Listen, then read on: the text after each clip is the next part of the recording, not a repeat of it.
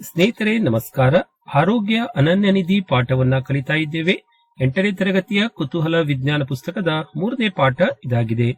ಇಲ್ಲಿಯವರೆಗೆ ನಾವು ಆರೋಗ್ಯ ಪದದ ಅರ್ಥ, ನಾವು ಹೇಗೆ ಆರೋಗ್ಯವಾಗಿರಬಹುದು, ಆರೋಗ್ಯಕರ ಜೀವನ ಶೈಲಿ, ರೋಗಗಳ ವಿಧಗಳು, ಅವುಗಳು ಬರಲಿಕ್ಕೆ ಕಾರಣಗಳು, ನಂತರ ಅವು ನಮ್ಮ ಜೀವನದ ಮೇಲೆ ಯಾವ ರೀತಿ ಪರಿಣಾಮಗಳನ್ನ ಬೀರುತ್ತದೆ, ಇವನ್ನೆಲ್ಲ ಅಭ್ಯಾಸ ಮಾಡಿದ್ದೇವೆ. ಇನ್ನು ಈ ಒಂದು ಕೊನೆಯ ವಿಡಿಯೋದಲ್ಲಿ ನಾವು ರೋಗಗಳನ್ನ ತಡೆಗಟ್ಟುವುದು ಮತ್ತು ನಿಯಂತ್ರಿಸುವುದು ಹೇಗೆ, ಜೊತೆಗೆ ಪ್ರತಿಜೈವಿಕಗಳು ಮತ್ತು ಲಸಿಕೆಗಳು, ಇವುಗಳ ಅರ್ಥವನ್ನು ನಾವಿಲ್ಲಿ ತಿಳ್ಕೊಳ್ಬೇಕು. ನಂತರ ಪ್ರತಿಜೈವಿಕಗಳು ಮತ್ತು ಲಸಿಕೆಗಳು ರೋಗಗಳ ಚಿಕಿತ್ಸೆಯಲ್ಲಿ ಯಾವ ರೀತಿ ಪಾತ್ರವನ್ನು ವಹಿಸುತ್ತದೆ ಅನ್ನೋದನ್ನು ಕೂಡ ಈ ವಿಡಿಯೋದಲ್ಲಿ ತಿಳಿದುಕೊಳ್ಳೋಣ. ಮೊದಲಿಗೆ ರೋಗಗಳನ್ನು ತಡೆಗಟ್ಟುವುದು ಮತ್ತು ನಿಯಂತ್ರಿಸುವುದು ಹೇಗೆ, ಈ ಕುರಿತು ಇಲ್ಲಿ ಒಂದು ಉದಾಹರಣೆ ಅಥವಾ ನಿದರ್ಶನವನ್ನ ಕೊಟ್ಟಿದ್ದಾರೆ. ಅದು ಒಡಿಸ್ಸಾ ಸಮುದಾಯ ನೇತೃತ್ವದ ನೈರ್ಮಲ್ಯ ಅಭಿಯಾನ. ಈ ಒಂದು ಅಭಿಯಾನವನ್ನ ಒಡಿಸ್ಸಾದ ಭದ್ರಕ್ ಜಿಲ್ಲೆಯಲ್ಲಿ ಪ್ರಾರಂಭಿಸಲಾಗಿತ್ತು. ಇದರ ಉದ್ದೇಶ ಏನಾಗಿತ್ತಂದ್ರೆ ಹೆಚ್ಚಿನ ಜನರಿಗೆ ಶೌಚಾಲಯಗಳನ್ನ ನಿರ್ಮಿಸಿ ಕೊಡುವಂತದ್ದು. ಈ ಒಂದು ಅಭಿಯಾನದ ಪರಿಣಾಮವಾಗಿ ಬಯಲು ಮಲವಿಸರ್ಜನೆಯನ್ನು ಗಮನಾರ್ಹವಾಗಿ ಅಲ್ಲಿ ಕಡಿಮೆ ಆಗಿರುವುದು ಕಂಡುಬಂತು ಮತ್ತು ಅತಿಸಾರ ಮತ್ತು ಸೋಂಕುಗಳ ಪ್ರಕರಣಗಳು ಕೂಡ ತೀವ್ರವಾಗಿ ಇಳಿಕೆಯಾದವು. ಜೊತೆಗೆ ಮಕ್ಕಳ ಆರೋಗ್ಯವನ್ನು ಕೂಡ ಸುಧಾರಿಸಿತು. ಈ ಒಂದು ನಿದರ್ಶನ ಅಥವಾ ಉದಾಹರಣೆ ನಮಗೆ ನೈರ್ಮಲ್ಯದಿಂದ ನಾವು ರೋಗಗಳಿಂದ ದೂರವಿರಬಹುದು ಅನ್ನುವಂತ ಪಾಠವನ್ನ ಕಲಿಸ್ತಾ ಇದೆ. ಇದರಿಂದ ಉತ್ತಮ ನೈರ್ಮಲ್ಯದಂತಹ ಸರಳ ಕ್ರಮಗಳು ಸಾಂಕ್ರಾಮಿಕ ರೋಗಗಳ ಹರಡುವಿಕೆಯನ್ನ ಬಹಳವಾಗಿ ಕಡಿಮೆ ಮಾಡಬಹುದು ಅಂತ ನಾವು ಇಲ್ಲಿ ತೀರ್ಮಾನಿಸಬಹುದಾಗಿದೆ. ಇತರ ನಮ್ಮ ದೇಹದಲ್ಲಿರುವಂತಹ ರೋಗ ನಿರೋಧಕ ಶಕ್ತಿಯು ಕೂಡ ನಮಗೆ ರೋಗಗಳು ಅಥವಾ ರೋಗಕಾರಕ ಜೀವಿಗಳ ವಿರುದ್ಧ ಹೋರಾಡಲಿಕ್ಕೆ ಸಹಾಯ ಮಾಡ್ತದೆ. ಈ ರೋಗ ನಿರೋಧಕ ಶಕ್ತಿ ಅಂದ್ರೆ ಏನು ಅನ್ನೋದನ್ನ ತಿಳ್ಕೊಳ್ಬೇಕು. ರೋಗಗಳ ವಿರುದ್ಧ ಹೋರಾಡುವ ನಮ್ಮ ದೇಹದ ನೈಸರ್ಗಿಕ ಸಾಮರ್ಥ್ಯವನ್ನ ರೋಗ ನಿರೋಧಕ ಶಕ್ತಿ ಅಂತ ಕರಿತೇವೆ. ಇದು ನಮಗೆ ರೋಗಕಾರಕ ಜೀವಿಗಳ ವಿರುದ್ಧ ಹೋರಾಡಲು ಸಹಾಯ ಮಾಡುತ್ತದೆ. ಇನ್ನು ಲಸಿಕೆಗಳು, ಇದು ದೇಹದಲ್ಲಿ ನಿರ್ದಿಷ್ಟ ರೋಗಗಳ ವಿರುದ್ಧ ರೋಗ ನಿರೋಧಕ ಶಕ್ತಿಯನ್ನು ಹೆಚ್ಚಿಸಲು ನೀಡಲಾಗುವಂತಹ ಜೈವಿಕ ಸಿದ್ಧತೆಯ ಔಷಧಿಯಾಗಿದೆ. ಉದಾಹರಣೆಗೆ ಪೋಲಿಯೋ ಲಸಿಕೆ. ಹಾಗಾದ್ರೆ ಇದನ್ನ ಹೇಗೆ ತಯಾರಿಸ್ತಾರೆ ಅಂತ ತಿಳ್ಕೊಳ್ಬೇಕಂದ್ರೆ, ಇದು ದುರ್ಬಲಗೊಳಿಸಿದ ಅಥವಾ ಸತ್ತ ರೋಗಾಣುಗಳನ್ನು ಅಥವಾ ಅವುಗಳ ಭಾಗಗಳನ್ನು ಒಳಗೊಂಡಿರುತ್ತದೆ. ಇದು ಸೋಂಕನ್ನು ಉಂಟು ಮಾಡದೆ ದೇಹದಲ್ಲಿ ರೋಗ ನಿರೋಧಕ ವ್ಯವಸ್ಥೆಯನ್ನ ಉತ್ತೇಜಿಸುತ್ತದೆ. ಜೊತೆಗೆ ಈ ಲಸಿಕೆಗಳು ವೈರಸ್ಗಳು ಮತ್ತು ಬ್ಯಾಕ್ಟೀರಿಯಾದಿಂದ ಉಂಟಾಗುವ ಗಂಭೀರ ಸೋಂಕುಗಳನ್ನ ತಡೆಗಟ್ಟಲಿಕ್ಕೂ ಕೂಡ ಸಹಾಯ ಮಾಡುತ್ತದೆ. ಇವು ಹೇಗೆ ಕಾರ್ಯನಿರ್ವಹಿಸುತ್ತದಂದ್ರೆ, ಹಾನಿಕಾರಕ ಸೂಕ್ಷ್ಮ ಜೀವಿಗಳನ್ನ ಗುರುತಿಸಲು ಮತ್ತು ಅವುಗಳ ಮೇಲೆ ದಾಳಿ ಮಾಡಲು ರೋಗ ನಿರೋಧಕ ವ್ಯವಸ್ಥೆಗೆ ತರಬೇತಿ ನೀಡುವ ಮೂಲಕ ಈ ಲಸಿಕೆಯು ನಮ್ಮ ದೇಹಕ್ಕೆ ಕೆಲವು ರೋಗಗಳ ವಿರುದ್ಧ ಹೋರಾಡಲು ಸಹಾಯ ಮಾಡುತ್ತದೆ. ಈ ರೀತಿ ಲಸಿಕೆಗಳಿಂದ ನಮ್ಮ ದೇಹ ಏನ್ ರೋಗ ನಿರೋಧಕ ಶಕ್ತಿಯನ್ನ ಗಳಿಸಿಕೊಳ್ತದಲ್ಲ, ಅದಕ್ಕೆ ನಾವು ಗಳಿಸಿಕೊಂಡ ರೋಗ ನಿರೋಧಕ ಶಕ್ತಿ ಅಂತ ಕರಿತೇವೆ. ಹಾಗಾದ್ರೆ ಮೊದಲ ಒಂದು ಲಸಿಕೆಯನ್ನ ಯಾವಾಗ ಮತ್ತು ಯಾರು ಅದನ್ನ ಆವಿಷ್ಕರಿಸಿದರು ಅನ್ನುವಂತ ಪ್ರಶ್ನೆ ಸಾಮಾನ್ಯವಾಗಿ ನಮ್ಮಲ್ಲಿ ಮೂಡುವಂತದ್ದು. ಪ್ರಪಂಚದ ಮೊಟ್ಟ ಮೊದಲ ಲಸಿಕೆ, ಅದನ್ನ ವ್ಯಾಕ್ಸಿನ್ ಅಂತ ಹೇಳ್ತೇವೆ, ಇದನ್ನ ಬ್ರಿಟಿಷ್ ವೈದ್ಯರಾದ ಎಡ್ವರ್ಡ್ ಜೆನ್ನರ್ ಅವರು 1796ರಲ್ಲಿ ಕಂಡುಹಿಡಿದರು. ಸಿಡುಬು ಅನ್ನುವಂತಹ ರೋಗದ ವಿರುದ್ಧ ಈ ಲಸಿಕೆಯನ್ನ ಕಂಡುಹಿಡಿಯಲಾಯಿತು. ಹಸುವಿಗೆ ಬರುವಂತಹ ಕೌಪಾಕ್ಸ್ ಎಂಬ ಸಾಂಕ್ರಾಮಿಕ ರೋಗದ ಕೀವಿನಲ್ಲಿರುವಂತಹ ಅಂಶವನ್ನ ಬಳಕೆ ಮಾಡಿಕೊಂಡು ಇಂಥ ಒಂದು ಲಸಿಕೆಯನ್ನ ತಯಾರಿಸಲಾಯಿತು. ಈ ಲಸಿಕೆಯ ಮೊದಲ ಪ್ರಯೋಗವನ್ನ ಎಡ್ವರ್ಡ್ ಜೆನ್ನರ್ ಅವರು ಜೇಮ್ಸ್ ಫಿಪ್ಸ್ ಅನ್ನುವಂತಹ 8 ವರ್ಷದ ವಯಸ್ಸಿನ ಬಾಲಕನ ಮೇಲೆ ಮಾಡಿದರು ಹಾಗೂ ಅದರಲ್ಲಿ ಯಶಸ್ವಿಯನ್ನ ಕಂಡುಕೊಳ್ತಾರೆ. ಆದ್ದರಿಂದ ಅವರಿಗೆ ಪ್ರತಿರೋಧ ಶಾಸ್ತ್ರದ ಪಿತಾಮಹ ಅಂತ ಕೂಡ ಕರೀತೇವೆ. ಇಂತಹ ಒಂದು ಲಸಿಕೆಯ ಯಶಸ್ಸಿನಿಂದಾಗಿ ಜಗತ್ತಿನಿಂದಲೇ ಸಿಡುಬು ರೋಗ ಸಂಪೂರ್ಣವಾಗಿ ನಿರ್ಮೂಲನೆಯಾಗಿದೆ. ಇದೇ ರೀತಿ ಈಗ ನಾವು ಅನೇಕ ರೋಗಗಳ ವಿರುದ್ಧ ಲಸಿಕೆಯನ್ನ ತಯಾರಿಸಿದ್ದೇವೆ. ಇನ್ನು ಎಡ್ವರ್ಡ್ ಜೆನ್ನರ್ ಅವರು ಯಾವ ರೀತಿ ಈ ಒಂದು ಲಸಿಕೆಯನ್ನ ತಯಾರಿಸಿದ್ರು, ಲಸಿಕೆಯನ್ನ ತಯಾರಿಸಬೇಕಂದ್ರೆ ಅಥವಾ ಯಾವುದೇ ಒಂದು ಆವಿಷ್ಕಾರ ಮಾಡಬೇಕಂದ್ರೆ ನಾವು ಯಾವ ರೀತಿಯ ವೈಜ್ಞಾನಿಕ ಮನೋಭಾವನೆಯನ್ನ ತಾಳಬೇಕು, ಆ ಕುರಿತು ಒಂದು ಚಿಕ್ಕ ವಿಡಿಯೋ ಇದೆ. ಅದನ್ನ ಫಸ್ಟ್ ಇಲ್ಲಿ ನೋಡಿ, ನಂತರ ಮುಂದಿನ ಒಂದು ಪಾಠವನ್ನ ಕಲಿಯೋಣ. In the countryside, Edward Jenner observed that milkmaids who previously caught cowpox did not catch the deadly smallpox. This was likely because the two viruses are closely related.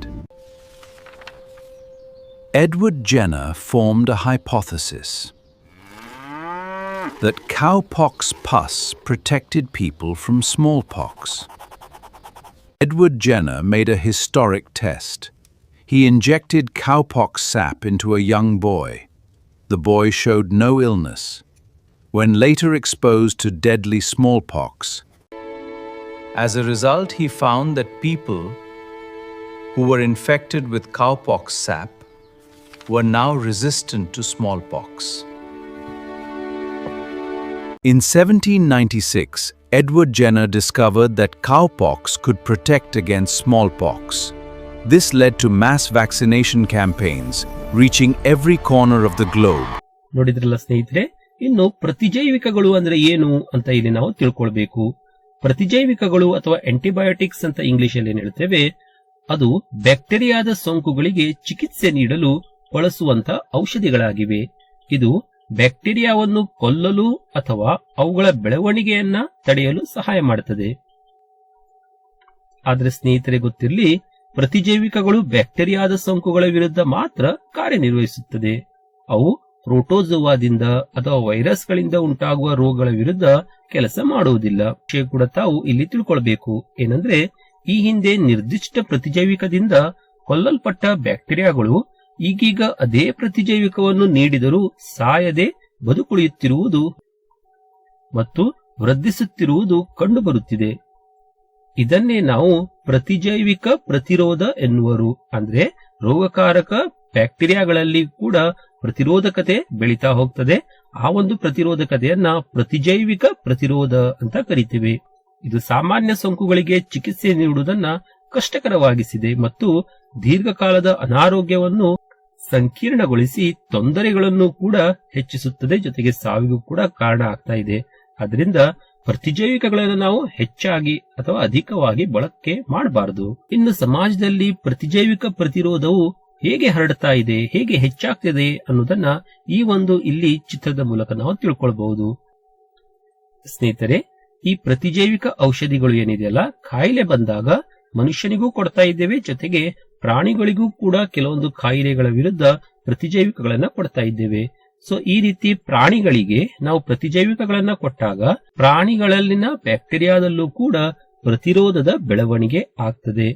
ಪ್ರಾಣಿಗಳ ಮೂಲವಾಗಿರುವಂತಹ ಆಹಾರವನ್ನ ನಾವು ಸೇವಿಸಿದಾಗ, ಅದು ಮೊಟ್ಟೆ, ಹಾಲು ಅಥವಾ ಹಾಲಿನ ಉತ್ಪನ್ನಗಳು ಇರಬಹುದು, ಅವು ಮನುಷ್ಯರು ಸೇವಿಸಿದಾಗ ಮನುಷ್ಯನ ದೇಹದಲ್ಲೂ ಕೂಡ ಪ್ರತಿರೋಧ ಇರುವಂತಹ ಬ್ಯಾಕ್ಟೀರಿಯಾಗಳ ಒಂದು ಪ್ರವೇಶ ಆಗ್ತದೆ.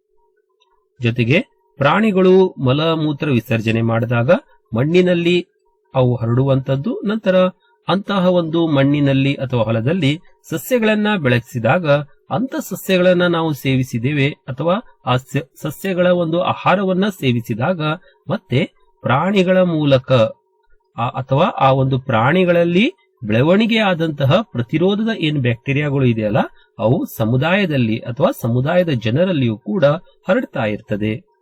ಸೊ ಈ ರೀತಿ ಪ್ರತಿಜೈವಿಕ ಪ್ರತಿರೋಧವು ನಮ್ಮಲ್ಲಿ ಹೆಚ್ಚಾಗ್ತಾ ಇರುವುದು ಕಂಡು ಬಂದಿದೆ. ಜೊತೆಗೆ ಪ್ರತಿಜೈವಿಕಗಳನ್ನ ನೇರವಾಗಿ ಮನುಷ್ಯನಿಗೂ ಕೊಡಲಾಗ್ತದೆ. ಕೆಲವೊಮ್ಮೆ ಕೆಲವೊಂದು ಕಾಯಿಲೆಗಳು ಬಂದಾಗ ಆ ಒಂದು ಪ್ರತಿಜೈವಿಕ ಔಷಧಿಗಳನ್ನ ನಾವು ತಗೊಳ್ತಾ ಇರ್ತೇವೆ. ಇದರಿಂದ ಕೂಡ ನಮ್ಮ ದೇಹದಲ್ಲಿ ಪ್ರತಿರೋಧದ ಬೆಳವಣಿಗೆ ಆಗ್ತದೆ. ಜೊತೆಗೆ ಗಂಭೀರ ಅನಾರೋಗ್ಯ ಇದ್ದಾಗ ಆಸ್ಪತ್ರೆಯಲ್ಲಿ ಅಡ್ಮಿಟ್ ಆಗುವಂತದ್ದು, ಅಲ್ಲಿ ಇತರ ರೋಗಿಗಳಿಗೆ ನೇರವಾಗಿ ಅಥವಾ ಆರೋಗ್ಯ ಕಾರ್ಯಕರ್ತರ ಮೂಲಕ ಪರೋಕ್ಷವಾಗಿಯೂ ಕೂಡ ಇಂಥ ಒಂದು ಪ್ರತಿರೋಧ ಹರಡ್ತಾ ಇರ್ತದೆ. ಜೊತೆಗೆ ಕೊಳಕು ಮೇಲ್ಮೈಯ ಮೂಲಕ ಆಸ್ಪತ್ರೆಯಲ್ಲೂ ಕೂಡ ಈ ಒಂದು ಪ್ರತಿರೋಧದ ಬೆಳವಣಿಗೆ ಆಗ್ತಿರುವುದನ್ನ ಕೂಡ ಈಗ ಕಂಡು ಬಂದಿದೆ. ಸೊ ಇಂಥ ಆಸ್ಪತ್ರೆಯ ವಾತಾವರಣದಲ್ಲಿ ಸ್ವಲ್ಪ ದಿನಗಳ ಕಾಲ ಇದ್ದು ನಂತರ ಮನೆಗೆ ಬಂದಾಗ ಆ ಒಬ್ಬ ರೋಗಿಯು ಅಲ್ಲಿ ಆರೋಗ್ಯವಂತವಾಗಿ ಮನೆಗೆ ಬಂದಾಗೂ ಕೂಡ ಅವನ ದೇಹದಲ್ಲಿ ಪ್ರತಿರೋಧದ ಒಂದು ಬ್ಯಾಕ್ಟೀರಿಯಾಗಳು ಬೆಳವಣಿಗೆ ಆಗಿರುತ್ತದೆ.